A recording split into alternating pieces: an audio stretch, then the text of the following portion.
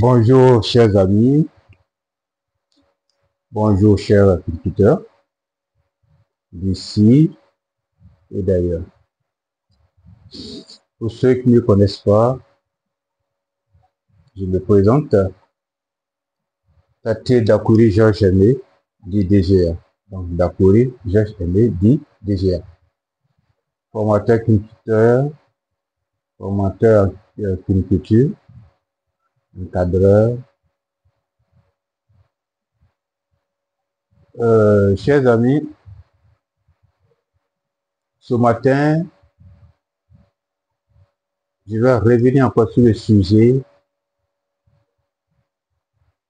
de la vidéo précédente où je parlais de la myxomatose, qui est une maladie respiratoire.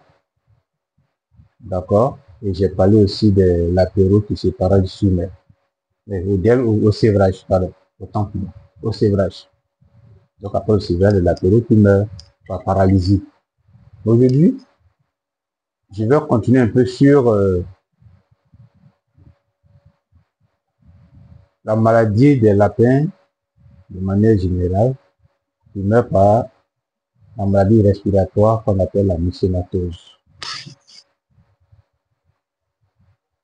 Je disais dans cette vidéo précédente que la myxomatose est une maladie très contagieuse, d'accord, et qui tue des lapins après éternuement, écoulement nasal, une pâte jaune dans les narines, etc., etc. C'est vrai que toutes certaines maladies comme la passerellose, comme le coryza, etc., ont presque les mêmes symptômes que cette maladie-là. Mais la myxomatose, je dis bien, une maladie qu'on ne soigne pas aux antibiotiques. Donc, c'est une maladie virale. C'est une maladie virale qui est très contagieuse. Donc, il faut protéger ces lapins contre la myxomatose. Donc, en faisant vos vaccins contre la VHD1 et la VHD2, il faut inclure le vaccin de la myxomatose. Il rentre en incubation avec une incubation 21 jours après l'injection pour une protection de 12 mois. Je suis revenu sur ce sujet parce que ils sont nombreux à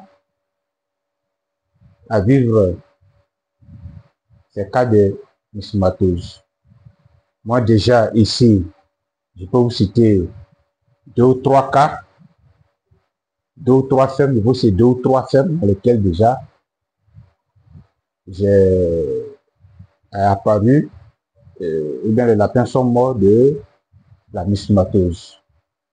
Ici à Dopodoumé, c'est-à-dire 17, il y a eu un cas, une ferme qui a été détruite par la myxomatose, à Yopougon, pardon, une aussi à Benjerville, et un ami du Cameroun, je ne dirai pas son nom, un ami du Cameroun, qui a fait de vivre ce cas-là. Juste pour vous prévenir, chers amis, cette maladie, ce n'est pas un jeu. D'autres vont croire que c'est le technicien qui ne joue pas son rôle. D'autres vont penser aussi que c'est la maladie virale, c'est la VHD. Et ce qui va faire la différence, il va tirer votre attention, c'est qu'il y aura beaucoup d'éternuements, beaucoup de lapins qui vont éternuer, certains seront en train de tousser, d'autres vont commencer à perdre du poids, d'autres vont arrêter de manger, d'autres vont faire des écoulements nasales, etc., etc. Et après, ça sera là.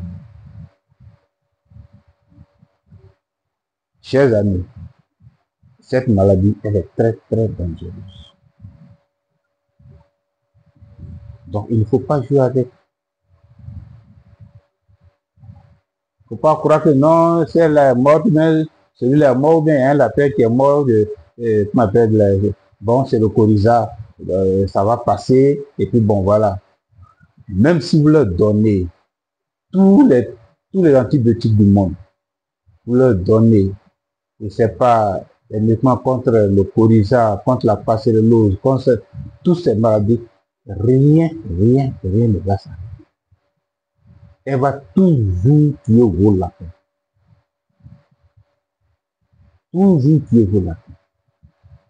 Et vous allez rentrer dans ça, oui, ça va aller, il y a 2 qui sont morts, il y a 3 qui sont morts, ça va aller demain. Et c'est comme ça, toute la ferme sera vide. Ne vous trompez pas. Ne vous trompez pas de maladie.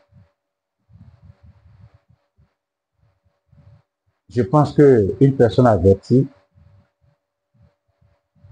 je vous avertis parce que pour ne pas que vous vous trompez de maladie. Ne pas que vous vous trompez et que vous allez faire un traitement qui ne va pas résoudre le problème. Malheureusement, ce traitement de vie ne va pas le problème. Seul le vaccin contre la myxomatose. Donc, comme je n'ai pas encore vu un vaccin uniquement pour la myxomatose, mais par contre, il y a des vaccins qui protègent les lapins contre, je dis bien, la VHD1, la VHD2 et la myxomatose. Mais s'il y a un vaccin uniquement pour la myxomatose, je pense que c'est le moment de l'utiliser. Parce qu'en Côte d'Ivoire, nous avons beaucoup de fermes et ce sont ces genres de problèmes qui font que d'autres abandonnent la culture, d'autres personnes n'arrivent pas à rentabiliser leur projet parce qu'il y a toujours un problème. Si ce n'est pas un problème d'aliments, c'est un problème de maladies, etc., etc. Donc, chers amis, voilà un peu la raison pour laquelle j'ai fait cette vidéo. C'est juste encore, c'est-à-dire, juste amplifier ou bien insister sur le cas de la VLD. Et quels sont les lapins qui sont plus touchés dans ce cas-là? Ce sont les lapins des descendants des optimats. Les descendants des optimats.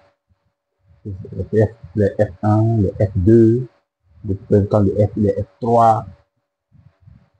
Ces lapins-là sont plus exposés, sont encore très fragiles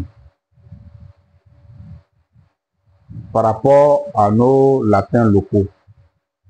Je vais parler de d'autres races comme les I+, les Ila, les Vianney, les Argentés, etc. Même si vous faites du métissage, vous serez plus confronté à ce problème-là. Je dis bien les descendants des optimats, les F1, F2, F3, jusqu'au F combien? Vous aurez, il se pourrait que vos lapins, s'ils ne sont pas encore atteints, en tout cas préparez-vous à les protéger parce que ces lapins sont les plus touchés. Les plus touchés. Voilà. Donc c'était là le but de cette vidéo. J'espère que elle vous sera utile. J'espère que ça attire votre attention. J'espère que ça vous permet de comprendre certaines choses. Et j'espère que vous allez trouver la solution aux problèmes respiratoires. Ou bien vous allez avoir vous avez eu des informations sur les raisons pour lesquelles vous perdez vos lapins qui éternuent, qui toussent, etc., etc. D'accord? Voilà, moi c'est DGA. Pour ceux qui voudront me contacter, je suis au plus 225 57 65 28 59. D'accord? Voilà. Donc, à la prochaine et bien des choses à tout le monde.